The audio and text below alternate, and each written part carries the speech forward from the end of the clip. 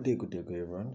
Welcome to Maths and Science Academy. Of course, what better way to start functions but revision, right? So, what we're going to do today is simply just straight lines, and in straight lines, we can call that linear functions, right? So, a lot of people rather have problems with functions, right? But in terms of functions, the only thing that you need to understand is basics, right? Now, what are we speaking about when we speak about a function? We speak about something that has x and y values, right? Now, where do we even get those x and y values? We get them on the graph, right? But do they simply come from the graph? When you plot according to what is in the graph, but you plot by the x and y values you find for that specific function. How do you see a specific function? We use equations. And now, what is a general equation of a straight line? Right, a general equation for a straight line is y is equal to mx plus c. This is what we call a standard general equation. Right, now if you want to find the equation of a straight line, you base it off this. Of course, there's another one, but if I wanted you to know that, I would be teaching that, right? So let's stick to this one. It always works, and it always works like a charm. So you don't need to stress about the other one. This one is fine, right? Now, what makes this equation special? It is special because y over here means just y values, right? In an exam, they may write it in this notation, g of x or f of x. This simply just means y, right? Still y values, right? And now the x over here means x values. You see, right? And now c, what is special about c? C is what we call the y cut or the y intercept. The y-intercept, right? Now, what is m? M is what we call the gradient, right? M is what we call the gradient. Now, we've learned about all the 4 points in the straight line equation, and now I want to dissect all of them and their specialties, right? Now, with the y values, right? These are the y values, the vertical, right? These are the y values, and this is what we call the y axis, right? Now you go again to this one, to the x values, right? Now the x values, you find them over here, and this is what we call the x axis, right? Now it means that your y values are vertically and your x values are horizontally. Now what you must know is that from the zero position, right, from the zero position going upward, y values are what? The y values become greater than 0, right? It means that the y values become what? Become positive as you increase, right? Now, as you go from 0 down from the x-axis, what you find is that the y values now become lesser than 0. What we mean is that they become negative, right? Same thing happens over here. Now, when you go from 0 to the right hand side, your x values become greater than 0, and we mean that they're just positive, right? Now the same thing happens over here when you go from the 0 position, which is what we call the origin. They might call that the origin, and the coordinates they are 0 and 0, but I'm going to explain the thing of coordinates, right? So now also when you go from the 0 position to the left hand side, what happens to your x values? Guess it, your x values become lesser than 0, and what we mean is that they become negative, right? So that's what you must know in terms of the y and x values, right?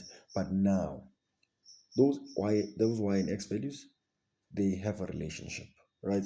Maybe there's something we call a coordinate, right?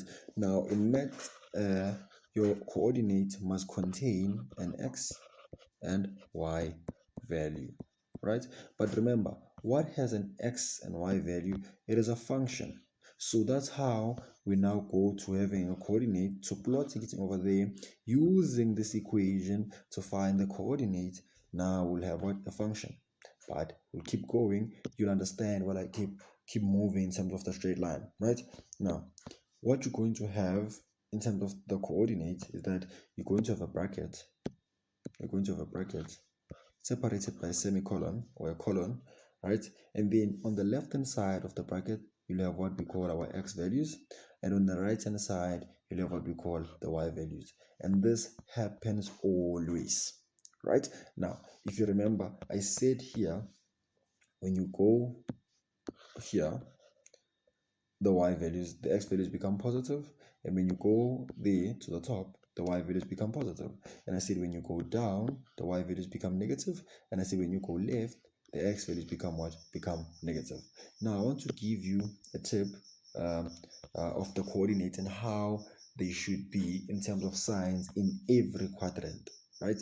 Now over here, right, let's make an example. When you go over here, let's draw our bracket, right? Our bracket and our x and y, right? Now you have different signs for different quadrants, right? Now let's specialize in that, right? Now when you go to the right hand side, what do your y values become? They become positive, so they become positive, right? And now when you go to the upper end, right, how do your y values behave? They become what? They become positive. So meaning here your x and y values are what? Are positive. Now let's do for our side also over here, right? Now let's see what happens over here, right? You are on the upper end of the y values, right? Now what do your y values do? They become just positive. So you just put a positive over there, right? Now, if you go to the left hand side, now we're on the left hand side. What must happen to our x values? They must become negative. So it means here your coordinates will be negative and positive, right? Now, also, now we're doing the third quadrant, right? Now, also, when you go on the lower end, what do your y values do, right? So let's draw our coordinates over here, right?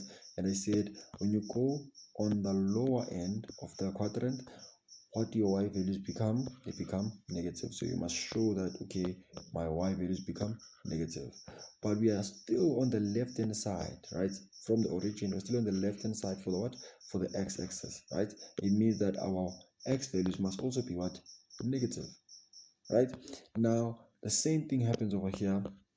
If you have x and y, you still use the same analogy, and you see that where am I in terms of y values? I am lower from the origin, means my y values must become what? Must become negative, right? And in terms of the x-axis, where am I? I am on the right hand side from the origin, and then it means that my x values must become what? Become positive. So this is how you interpret if you put the right coordinates in the right place by just knowing the signs. But that's not why we are here. That was just the basics and what you should know, right? Now, in terms of what we spoke about, right, we have the y cut, which is the y-intercept. But in any function, in all functions, there are intercepts, right? So what types of intercepts do we have? We have x and y intercept, right?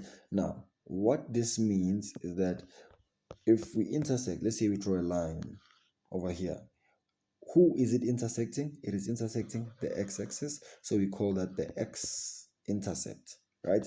Now if you draw a line over here, who is it intercepting? It is intercepting the y-axis, so we call that the y-intercept. Now, right, now what you must know is that again we have our equation over here, right? We have our standard equation, right? We can say that for the x-intercept, right, x-intercept, then we can see that for y-intercept, I want to show you something. For y-intercept, right, now at the y-intercept, or let's start with the x. At the x-intercept, what do we do, or what do we have? At the x-intercept, the y values become 0, right? And I'll show you how, right?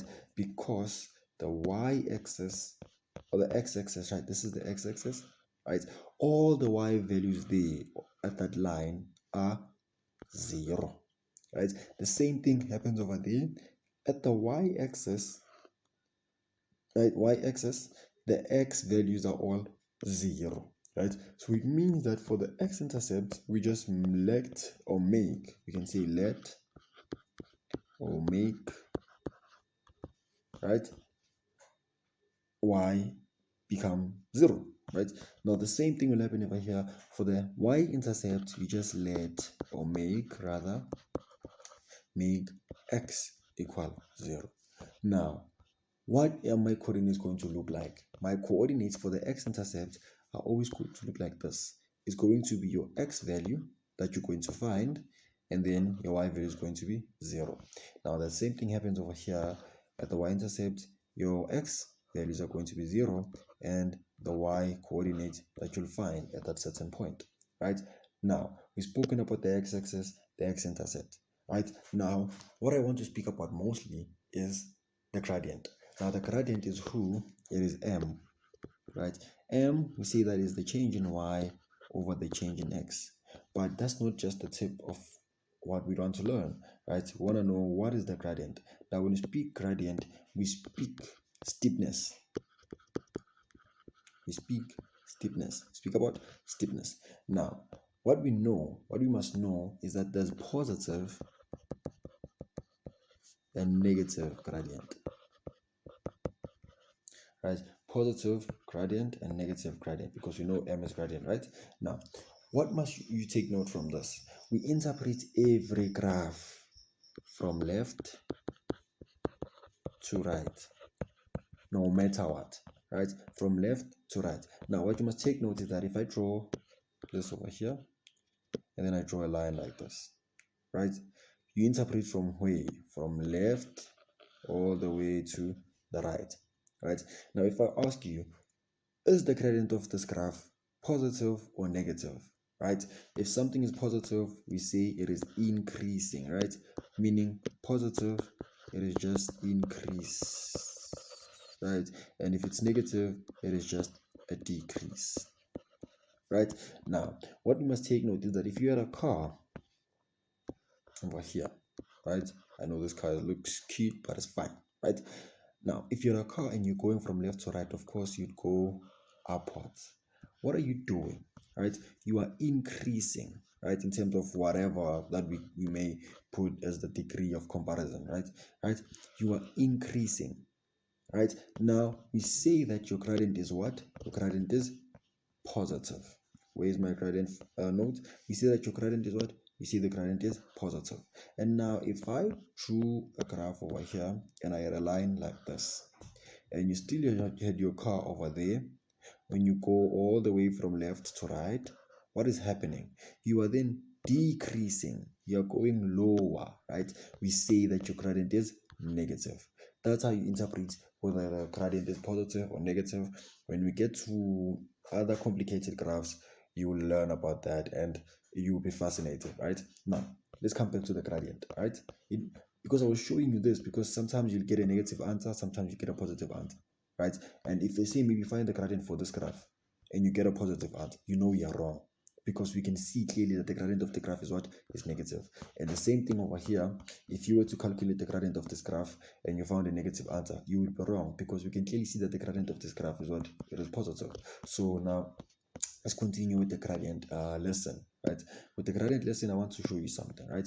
Now change, we learned that in physics. Change, delta here means final minus initial, or maybe you can say 2 minus 1. You can say that, not the actual 2 or 1, right? That we can represent it in terms of the physical quantity that we are given, right? Now we must remember, change in y will be just y2 minus y1. The same thing over with x, it will be x2 minus x1, right? Now I am not going to make examples of this or whatever, but what I'm going to do is that I'm going to be doing a past paper maybe that is just questions on straight lines, so we can understand straight lines step by step. The same thing will be done with the other functions, so that it can be actual revision, not just notes, right? Now I know we've said a lot on this one lesson, but this is how we learn, right? Now, let's continue.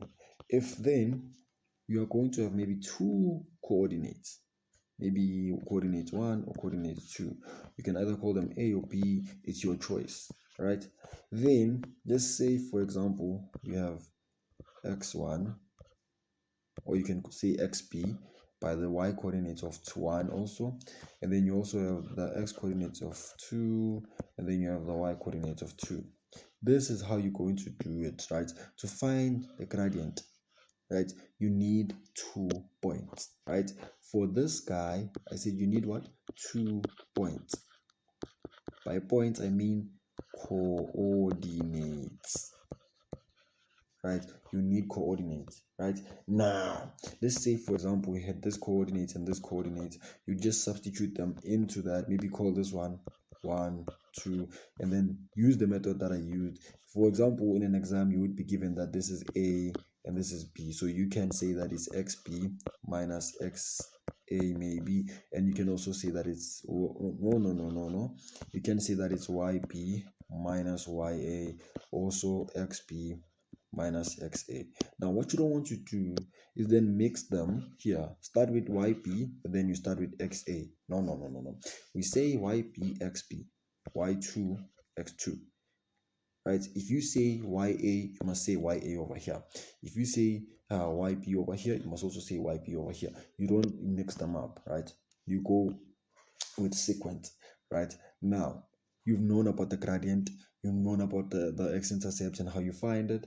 Now, I want us to make a quick example on just the Cartesian plane and how we can draw the graph, right? How we can just easily draw the graph and try to understand what we really mean when we're speaking about a function, right? Now, for example, let's say we had our equation over here, y is equal to 2x plus 3. Now, I want to see something over here. If you still remember, right? What did I say here? I said that the number next to the x is what? It is the gradient. Is the 2 positive? Yes, it means that our gradient is what? Our gradient is positive. It means that our graph is what? Is increasing, right? And I said the number here, the constant that is here is it. It is 3, right? It means it is the y-intercept. And I say the y-intercept, we are simply intercepting at the y-axis over here, where the x values are what? Are 0, right? I've explained that. You can't go back to that, right? This is just revision, right? Now, how do I then plot this graph? Let me teach you something, right? Now, for any graph that you are given in an exam, for any graph, you must always find step 1, find x cut, or your teacher might say the x-intercept is fine, right? Number 2, find y cut or intercept. It's the same thing, guys, just different words, right? Now, 3, if you don't have the gradient, of course, you would have to find m, right? And then after that, you say maybe sub in random point, then you can draw your graph. This is how we're going to draw a graph. Now, for us to draw a graph, we have to firstly find what? The y cut. Now let's go ahead and find the y cut. Here's our equation over here, 2x plus 3. Where is the y cut? We don't need to go ahead and make x 0, right? Because this is what I said on your note. For the x-intercept, for the y-intercept, you make x 0. And we can go ahead and do that. You can see that it's just this one, right? You can see that it's y is equal to 2, 0. And of course, 0, we don't write 0. It means that we can just say 3, right? Now, your x, I said in your y-intercept or y-cut, your x coordinate is always what? 0. And you substitute in the y value that you got. Now you can see that I just said it's going to be 3, and besides, without even calculating it, I know that it's 3. So let's go ahead and look where 0 and 3 are. Now 0, the x values are 0 always on the y-axis, and the y values are 0 always on the what? On the x-axis. what did I say? I said to you, this is the x, this is the y. There's no need for me to write that. Now you know it, right? I'm saying to you, in the y-axis, the vertical one, this line, right? The x values are what? Are 0 on this line, right? And the same thing here on the x-axis. What are the y values? Are 0.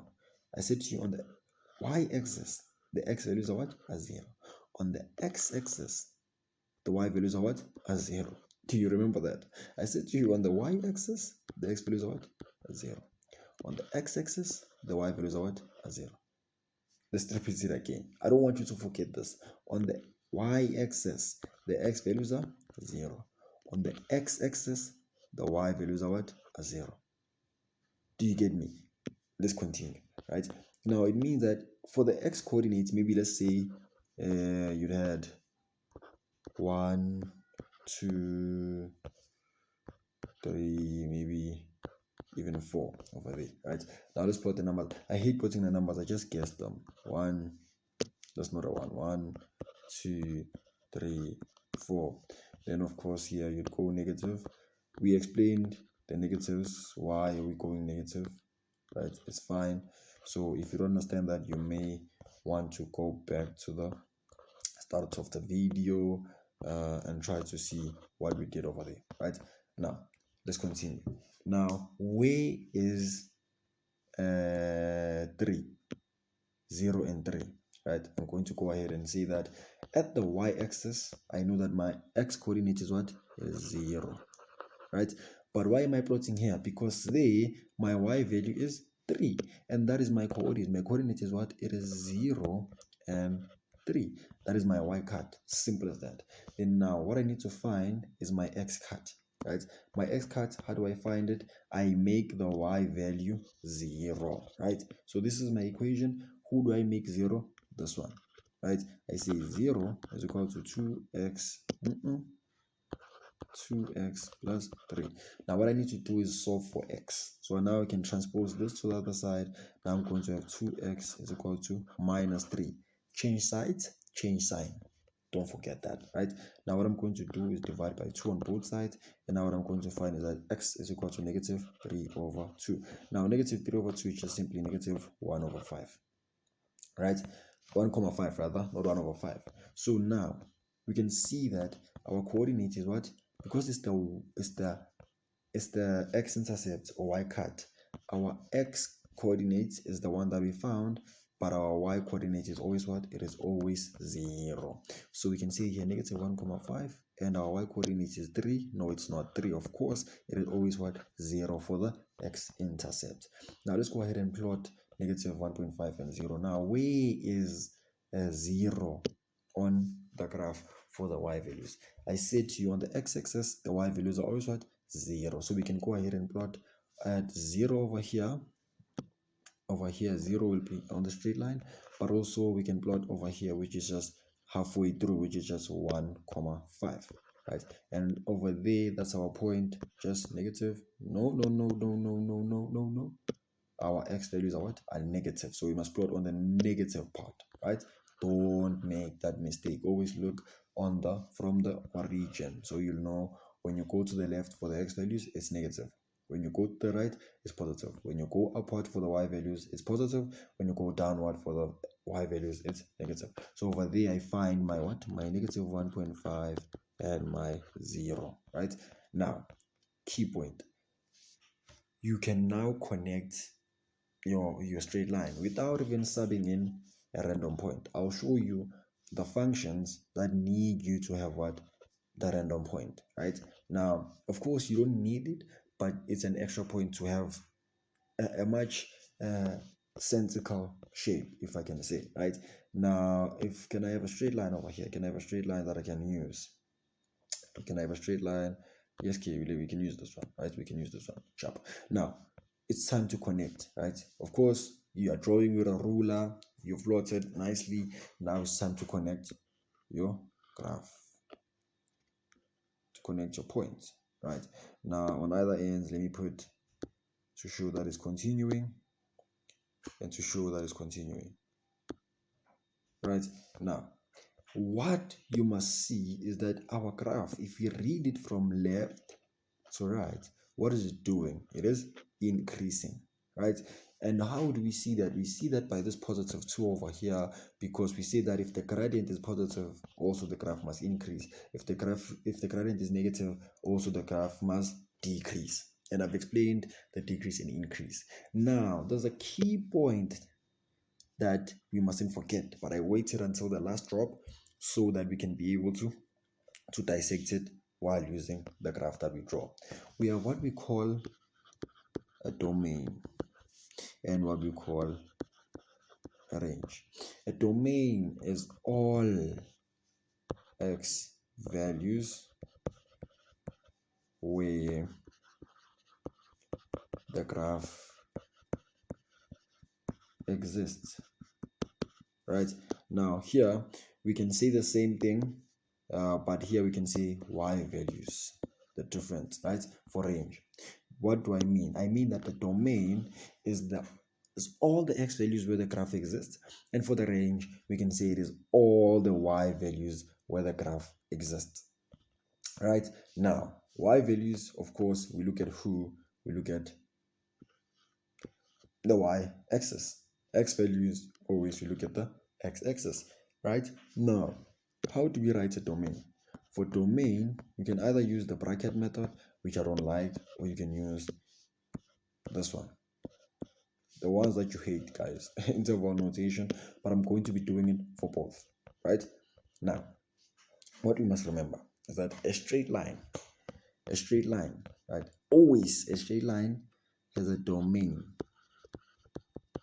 that says x is an element of real numbers. Right, now your teacher might say that x is an element of negative infinity to positive infinity. Now you see the brackets here around. We don't include infinity. By include, I mean that the square bracket. We don't include infinity because we say it goes up until infinity, but in a deeper mathematical sense, we don't really know if it does really go to infinity. Right? What if it stops at a certain point that is above what we see on the page? Right? So that's why we say we don't include that, because we don't know if it exists there. Right? Now, this is what they mean, right? The domain is x is an element of real numbers. It means that we go from negative infinity all the way to positive infinity. Because what did I say to you? I said that the domain, we look at only what? X values. So we're only looking at the x-axis. So from the x-axis, we can see that the graph is going to go all the way down, all the way down, all the way down. And for the other part, it's also going to be going all the way up, all the way up. So we don't know, right? So it's going to be a straight line like this, just continuing, and also here just extending until infinity. So we looked at the x values and we can see that it's just all the numbers, because it's going to be there for all the numbers, because it's going to go all the way and also go all the way over there, right? So it's going to be existing everywhere basically. Right, now the same thing can be said about the range. The same thing can be said about the range. Okay, notice this. I started with the negative infinity and ended with the positive infinity, because the negative is always smaller. So we always start with the smaller one, right? Now, if you were to represent this in terms of the one that I like, you would say that x is lesser than positive infinity, right? But greater than negative infinity. This is what you'd say if you like this notation much better, right? Now, this is always, guys. I mean always, right? Now the range for a straight line, we can see that the range is y is an element of real numbers also, because if you look at from top to bottom, the graph is going to be going up all the way, and it's also going to be going down all the way.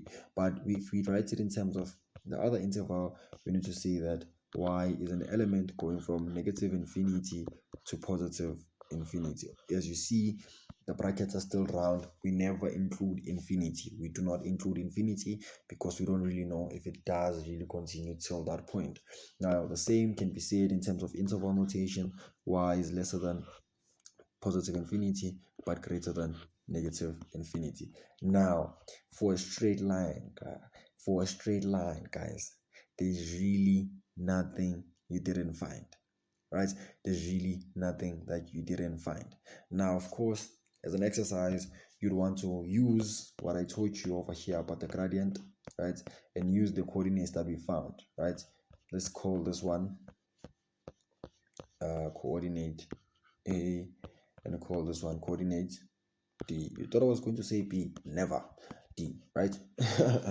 So now that's it for a straight line, guys. If I left out something, it's just a revision, guys. This is your responsibility also. You have to also go the extra mile and be able to learn. But in terms of straight lines, what I'm going to be doing next is a parabola. Then we can jump to hyperbola and all those things, but we'll be going step by step in terms of range domain, whatever you need to know in terms of that graph. If there's a better way of doing something, you use that way. If this way is not working for you, of course, you can also try other ways that work for you. From me to you, see you guys next time.